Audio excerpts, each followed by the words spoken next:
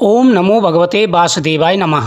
वास्तु ज्ञान गंगा चैनल पर आप सभी का स्वागत है। योगिनी एकादशी की कथा। धर्मराज युधिष्ठिर कहने लगे, महाराज, मैंने ज्येष्ठ शुक्ल एकादशी के व्रत का महत्व सुना। अब कृपा करके आषाढ़ कृष्ण एकादशी की कथा का वर्णन कीजिए। जब आप भगवान के सामने एकादशी की कथा श्रवण कर रहे हों तो उस समय मन में संकल्प जरूर करें। एकादशी का व्रत रखते समय नियमों का ध्यान रखना बहुत ही जरूरी है। इस दिन घर में चावल ना बने, घर में तामसिक भोजन नहीं बनना चाहिए, आप किसी से अपशब्द ना बोलें। इन बातों का विशेष रूप से ध्यान रखें। एकादशी के दिन झूठ ना बोलें।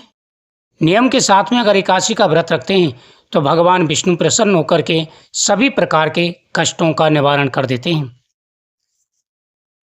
अब कृपा करके आषाढ़ कृष्ण एकादशी का वर्णन कीजिए। इस एकादशी का क्या नाम है तथा इसका महत्व क्या है, सो सब कृपा करके वर्णन कीजिए। श्री कृष्ण भगवान कहने लगे, हे राजन, आषाढ़ कृष्ण एकादशी का नाम योगिनी है। इसके व्रत से समस्त पाप नष्ट हो जाते हैं। यह इस लोक में भोग और परलोक में मुक्ति देने वाली है। यह तीनों लोकों में प्रसिद्ध है। मैं तुमको एक प्राचीन इतिहास सुनाता हूँ। पुराणों में वर्णित यह इतिहास सभी प्रकार के पापों का नाश करने वाला है। हे राजन, स्वर्गधाम की अलकापुरी नामक नगरी में कुबेर नाम का एक राजा राज्य करता था। वह शिव भक्त था और प्रतिदिन शिव की पूजा किया करता था। कुबेर का नियम था कि वह सुबह प्रतिदिन भगवान शिव की पूजा किया करता था। एकादशी के दिन भगवान शिव की पूजा करने से भगवान विष्णु प्रसन्न होते हैं। बेलपत्र पर श्री राम लिख करके अगर एकादशी के दिन भगवान शिव को बेलपत्र समर्पित कर दिया जाए तो अनंत गुना फल की प्राप्ति होती है। कुबेर का भी नियम था, वह प्रतिदिन भगवान शिव की पूजा करता।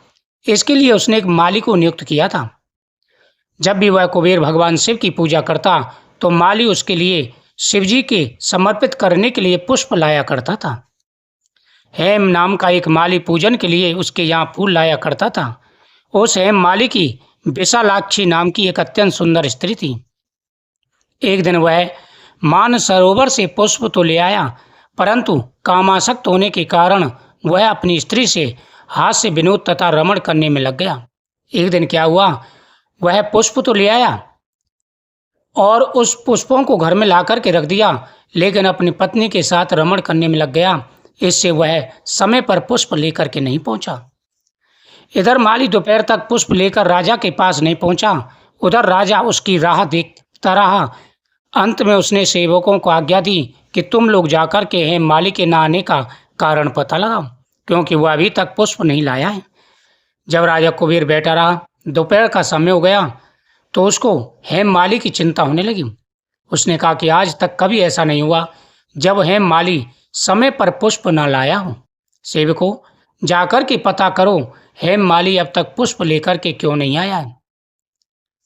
सेवकों ने कहा कि महाराज, वह पापी और कामी है, अपनी स्त्री से हाथ से विनोद तथा रमण कर रहा होगा। यह सुनकर के कुबेर ने क्रोधित होकर के उसे बुलाया। हेम माली राजा के भय से कांपता हुआ उपस्थित हुआ।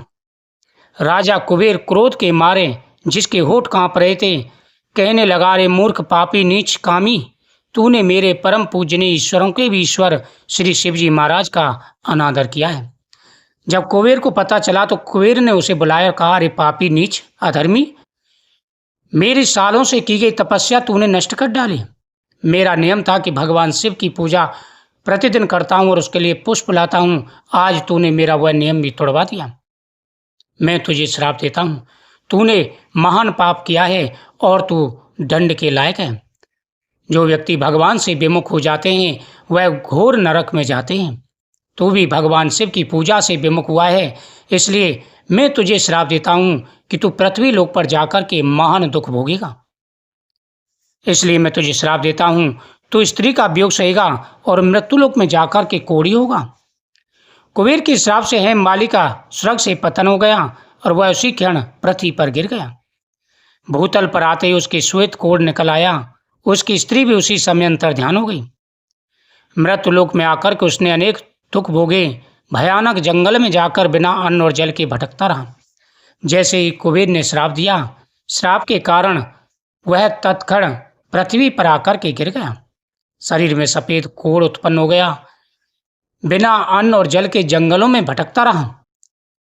इस प्रकार से काफी वर्षों तक वह अनेक प्रकार के दुखों को भोगता रहा। उसका एक एक दिन एक एक साल के समान प्रतीत होता था। अनेक प्रकार की यातनाएं वह भोगने लगा। घूमते घूमते एक दिन वह मार्कंडे ऋषि के आश्रम में जा पहुंचा, जो ब्रह्मा से भी अधिक वृद्ध थे और जिनका आश्रम ब्रह्मा की सभा के समान लगता था। हेममाली वहां जाकर के उनके पैरों पर गिर पड़ा। जब हेममाली अनेक प्रकार के दुख भोग रहा था तो वह घूमते हुए मार्कंडे ऋषि के आश्रम में जा पहुंचा और वहां जाकर के वह उनके चरणों में गिर पड़ा। उसको देख करके मार्कंडे जी बोले, ऐसा कौन सा पाप किया है तूने जिसके प्रभाव से तू कोढ़ी होकर के महान दुख भोग रहा है। जब हेममाली मार्कंडे ऋषि के आश्रम में जा पहुंचा, उनके चरणों में गिर गया, तो मार्कंडे जी ने कहा कि तूने ऐसा कौन सा पाप किया है जिसके कारण तेरे शरीर में कोढ़ हो गया और तू इतना दुख भोग रहा है। हेममाली कहने लगा कि मैं कुबेर का सेवक हेममाली हूँ। मैं राजा की पूजा के लिए नित्य प्रति पुष्प लाया करता था।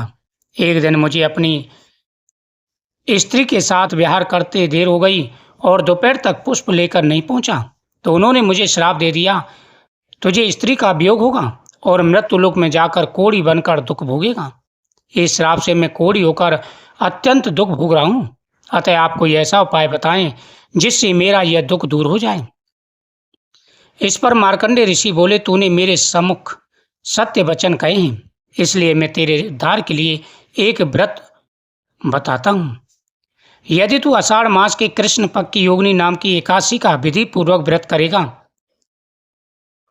तो तेरे सारे पाप नष्ट हो जाएंगे। वह एकादशी बहुत बड़ी एकादशी है। योगिनी एकादशी का व्रत करने से सभी प्रकार के पापों का नाश हो जाता है। यह सुनकर हेममाली ने अत्यंत प्रसन्न होकर मुनि को साष्टांग प्रणाम किया।